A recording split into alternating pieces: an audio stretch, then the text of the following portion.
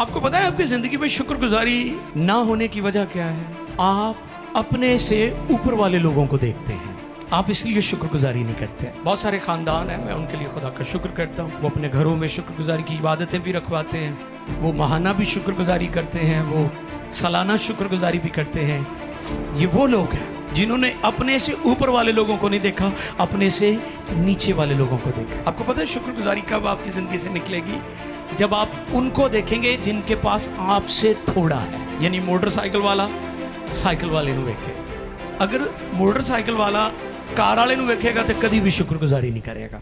ہمارے اندر مقابلے کی روح پائی جاتی ہے، کمپیٹ کرنا چاہتے ہیں، افراتفری، نفسا نفسی دوڑ لگی ہوئی لوگوں کی کہ میں فلاں شخص کو کاٹ جاؤں۔ یہ پیغام ہے، شکر گزاری اس وقت ہوگی جب آپ ان کو دیکھیں گے جن کے پاس آپ سے تھوڑا ہے۔